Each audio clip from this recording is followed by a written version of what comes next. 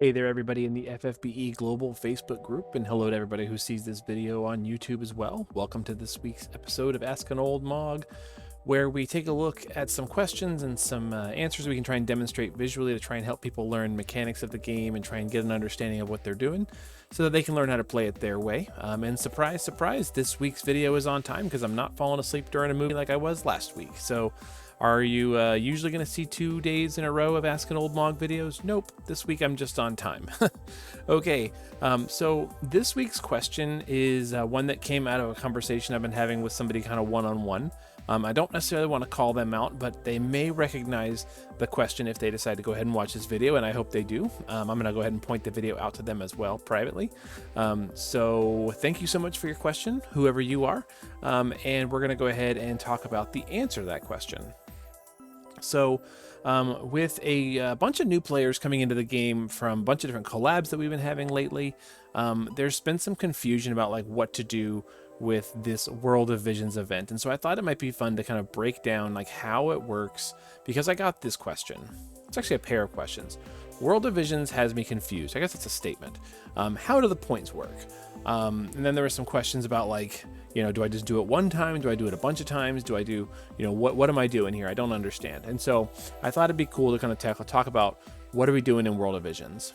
So if you are uninitiated and maybe just don't know a whole lot about it, World of Visions is a ranked event where you earn points based on how you perform with your chosen team, scored by 6 different criteria. In no particular order, those criteria are maximum damage in 1 turn, doing a chain of 100 hits, not having any deaths, not taking very much damage, hitting the enemy's weakness a certain number of times, and just finishing the fight. So I'm going to show you a little graphic that I used in a previous video. This shows the scoring criteria for what the Vision World is supposed to look like if it's a capable Vision World, which this one probably is. So you see that the max damage for levels 1 through 4 is like 1.03 billion. Max damage for level 5 is 2.061 billion. Max damage level 6 is 4.123 billion, and so on and so forth. Combo is 100 hits. Effective hits, you have to hit the boss's weakness 6 times, take less than 20,000 damage, not die, and just beat the fight. Let me break each one of those down a little bit. So max damage in 1 turn. Each boss has a target damage that you have to hit to get a perfect score. For example, all of the currently available bosses that we have in the game right now for World of Visions have a cap of 1.030 billion damage. And there's a couple things you can do to try and maximize your damage. I'm going to go ahead and go into World of Visions to show you. If you go into the event and you scroll over to the side over here, it shows you some tips on the bottom. Kind of hard to read. It says to use defense and spirit breaks so that you can do damage. Use killer abilities that match the boss's enemy type, whether we're talking about equipping yourself with killers or using buffs that buff your killers. Reduce the boss's resistance to elemental weaknesses. So if it's already weak to fire and you hit it with a fire in peril, then it's going to be very, very weak to fire, and it's going to be easy to do damage to this boss. Going off element is not recommended if you are not really bringing a strong team. If you do have a very strong team, you can pretty much use the same element for every single fight, as long as you make the enemy weak to it. So there's the tips that they do about damage. Now I'm talking about elements, so let's take a look at this one first, the Shinra building. It says here at the bottom he's weak to fire, and if you click on one of these, right, you can see that in your team, each one of these teams has an element, right, that is like boosting elemental damage, and this one that I'm on right now boosts lightning damage by 20%. So even though the boss is weak to fire, I'm bringing a lightning team.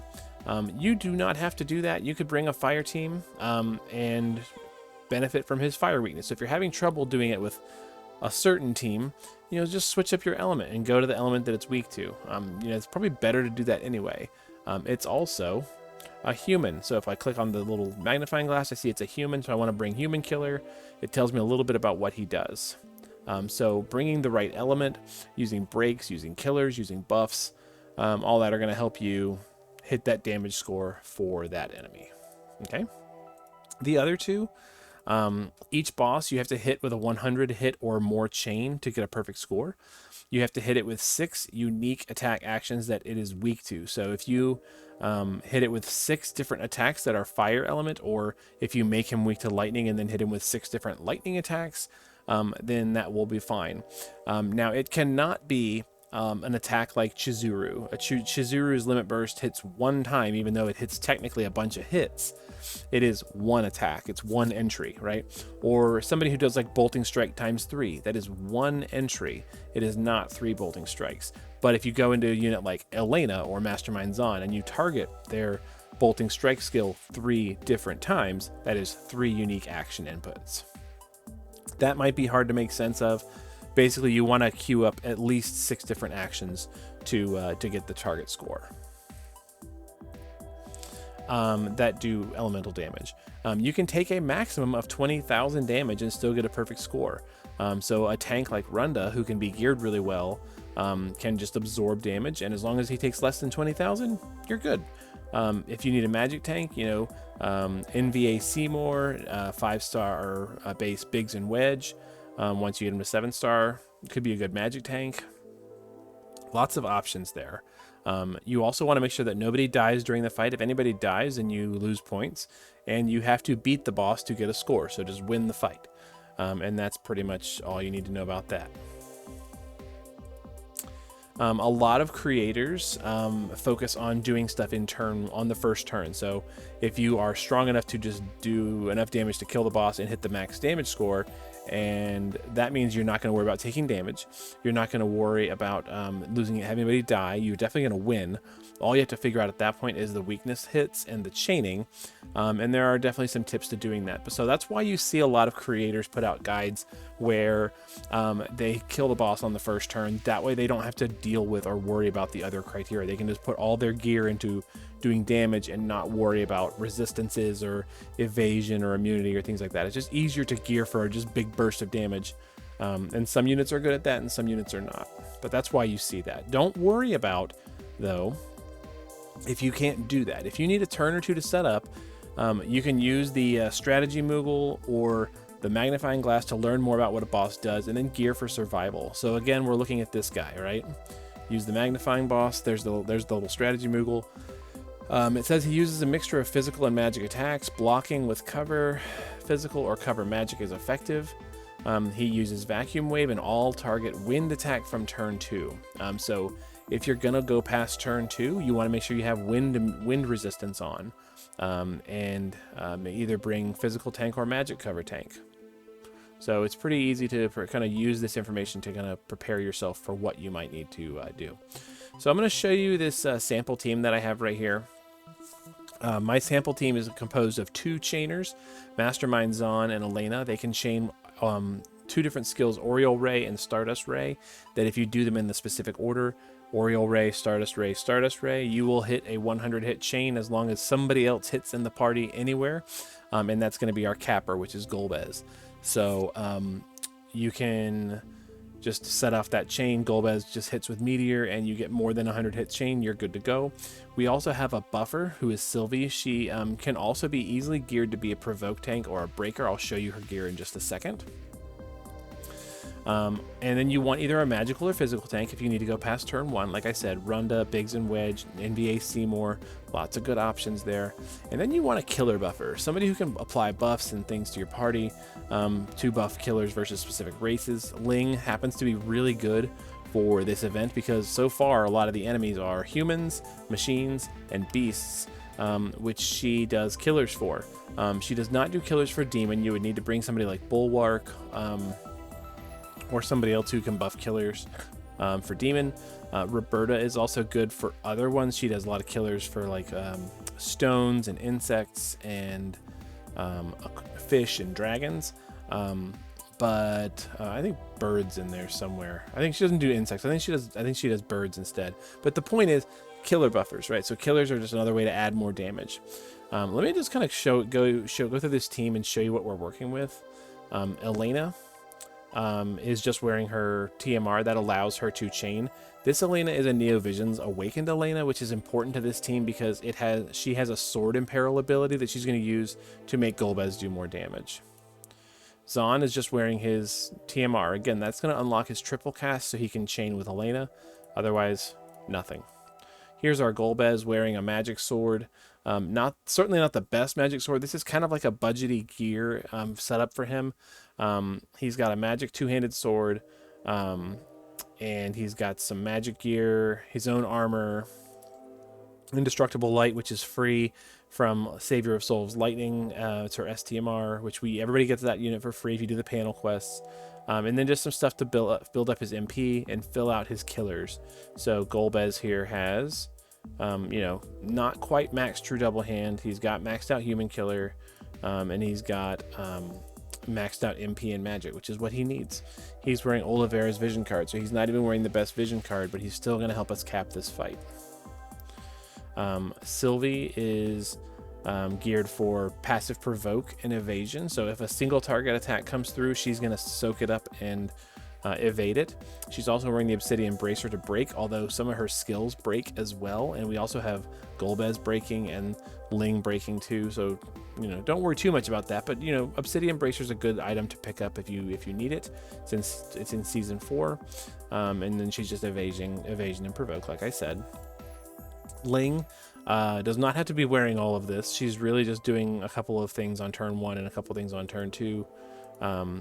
She doesn't need all this stuff. Just needs a copy of her TMR or STMR. And then Runda's geared, for defense. It's pretty high. Runda's pretty beefy. But we're wearing mostly his own story gear, and then like a trial reward, an old STMR that's been converted recently, and then just some TMRs and STMRs from 5-star base units. No, well, this one is actually... Nope, that's not. These are all 5-star base units. He's not even wearing the best vision card for him. He's just wearing an old Gabranth vision card that I had laying around. So there you go.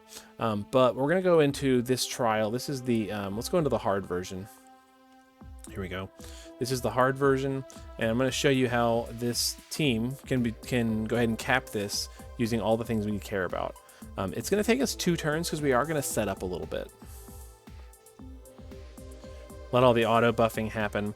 On the boss, we're going to go ahead and use Elena to hit with her Piercing Prism, which is going to do a Sword Imperil for 25% on the boss. Zahn can guard. Ling is going to triple, and she can triple because she has her TMR or STMR equipped. She's going to use Disarming Movements to break the boss, Transcendent Performance to put up mitigations. There we go. And then attack and Celestial Combo Step for 250 attack and magic buff. There we go. Sylvie could do some things because we know there's some wind damage coming, so she could kind of help us get ready for that. She's going to go ahead and imperil the boss to lightning, which is what we're doing here.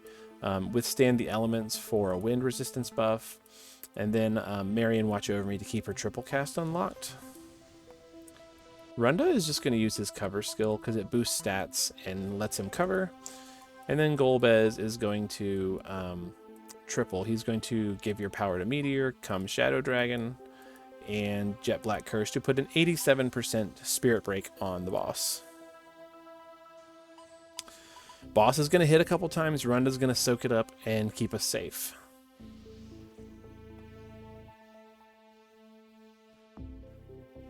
We took way less than 20,000 damage, so we're fine. And we're going to go ahead and kill him this turn. So to help us do that, Sylvie is going to pick back up, and she's going to use Hop into Battle on Golbez. That's a big stat buff. She's going to use All Eggs in One Basket for a big Amplify for Golbez, and just redo the Lightning Amp and Imperil. There we go. Ling is going to shift, and she is going to, we could do a couple different things. We can go ahead and use Assassin Stance. That's a human killer buff, which is why we brought her here. And then she could also, if you needed to, if you were going to go with a fire team, she could use Blaze of the Phoenix to do fire, but we're not. We're doing thunder. So we'll do Assassin Stance. We'll do Rallying Dance for a buff, although I don't really think we need it.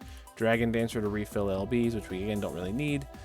Mainly focusing on the human killer buff. And we're ready to go. Golbez is going to Meteor. Elena is going to triple. Oriole Ray, Stardust Ray, Stardust Ray. Zahn is going to copy that. He's going to use Oriole Ray, Stardust Ray, and Golbez is going to cap with Meteor. The way the timing for this works is Golbez is going to launch Meteor. As soon as you see the rocks start to fall, you send the other two chainers as quickly as you can, and they will chain up nicely and do a more than 100 hit, and Golbez should cap us to push us over the damage cap, which is 1.03 billion.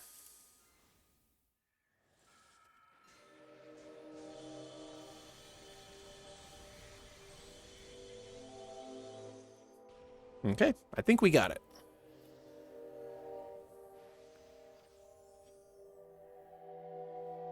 There we go. So, you know, not like nothing to write home about. We did more damage than we needed to. We overcapped the boss using this sample team with really only Golbez wearing any gear. So if Golbez didn't quite do it, we could honestly gear up our chainers. We could add better gear for Golbez. We could change it up a little bit. You know, this Golbez is pretty budget. Let's take him to another team, another fight, and see if we can't do the same thing. So Beast. So this one is a Beast weak to fire. Okay. We're going to keep our lightning team going, but we are going to change up Golbez's killers, because if we look, all right, Golbez does not have very much Beast killer. He only has 50%. So we're going to change this up a little bit. We're going to take this human killer off and switch it out for Beast. We can take Beast Eater Sense. There we go. That's a trial reward. And we'll go ahead and sacrifice some MP to get a little more Beast Killer. We'll put on Beast Killer Plus. There we go. Now we're at 200 Beast Killer. We could sacrifice a little more MP and put a little bit more on. There we go. Now we're at 250 now. And if we really wanted to go nuts, we could switch out his Esper to Ifrit for even more, which should put him at the Beast Killer cap, 300%. Cool. Ling is also valuable for this fight, again, because she does a Beast Killer buff. We're going to just take the same team and see if we can't do it again. We might have to make some more adjustments, but you're going to kind of get the point that this team, you know, you change out your killers and you go from there. Elena is going to, again, Piercing Prism.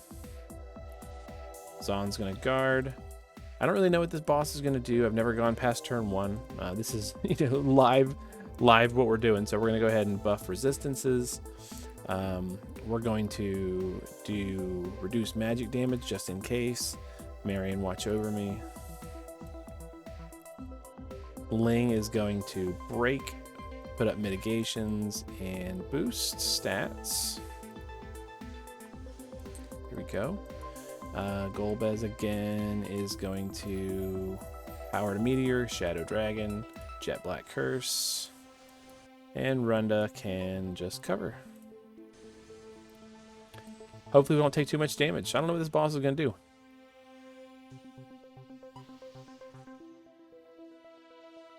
Alright, he's physical attacking Runda, hits a few times, reduces our water resistance. We don't care. Alright, this time she's going to use her Beast Killer, so she'll just do Hunter Stance. There we go. We will Bolt Egg, all eggs in one basket on Golbez, and hop into battle. And same thing, we're just going to do that same, you know, chaining trick, AR, SR, SR. AR, SR, SR, and Meteor. Now, I have not tested this one yet. I don't know if this is going to damage cap or not. We have full Beast Killer. We have a little bit lower MP than we did last time. But we've got everything else in place, so who knows? Maybe we'll be okay.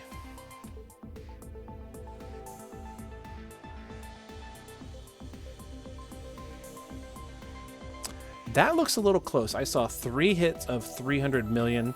We'll see how we did. 1.1. So we did damage cap it. So again, you're just taking that team and you're adjusting the killers for Golbez, adjust the killer buff that you bring with your buffer, and you should be able to take this and apply it to lots of fights. You just might need to make little tweaks. So that's just a sample team you could do. Obviously, you could do better with better teams, but you know, this is a bunch of Neovision's Awakened units, 7-star units, one true Neovision's unit that is not a free unit like Runda, and that sample team will do it. So I'm going to just pop that graphic up on the screen one more time of the scoring, and just to remind you what you need to focus on. You need to do damage. You know, levels 1 through 4 is 1.03 billion on up to max damage on level 7, which comes out tomorrow, 10.7 billion, 737 billion. You have to have a 100 hit chain, 6 effective attacks, take less than 20,000 damage, no deaths, and just beat the fight. And you will get a perfect score. Now, once you have your perfect score, and this is the other thing I wanted to talk about, I'll go back into it. You notice that the enemy is dropping all these little things, these little gems and these little metals and stuff like that. You're going to use those to craft your gear for this event. So let's go back into the human one here. He's dropping the soldier operator memory fragments and the operator metals. And if you go to exchange, this is where you spend these. You click on exchange at the bottom.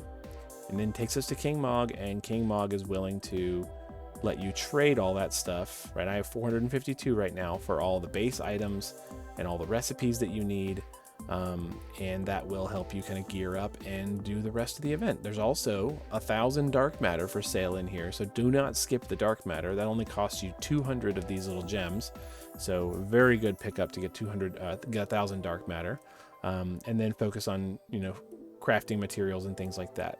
The really good farming should come out tomorrow with the final boss. If you can't do the final boss, farm the one that you can, but definitely want to not skip these items. The boots in particular have stop immunity on them, so definitely pick that up. Okay. That's what I've got for right now, so I do hope that helps you understand a little bit more about how World of Visions works, how to put together a team that will hit you all those perfect score criteria.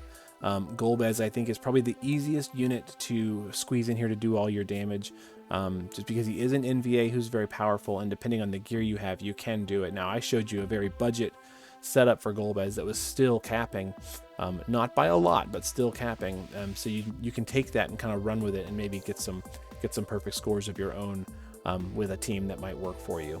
But it does take all those units to kind of put it together. We had a sword in peril from Elena, we had chaining from Elena and Zahn. We had Golbez breaking, we had Ling providing buffs, we had Sylvie amping the party, or amping Golbez and imbuing the party with lightning, imperiling the boss. We had Runda tanking the damage. So we had everybody pulling their weight. It's just Golbez was doing all the damage. But like I said, hope that helps. At least maybe you have a better understanding of how the scoring works, and you can start working towards going for that rank 1 tomorrow. If you've got a question you want to see in next week's video, be sure to let me know in the comments, either on this post or in this video here on YouTube. And I'll do my best to try and answer it and go in really, deep dive on how to put a team together, or whatever it is the question's about. It might not be about team building, it might be about something else entirely. But for now, we're done, and we will see you around. And yeah, take care of each other. Be good to each other. It's important. All you need is love, right? No, all you need is strength. Best materia in the game.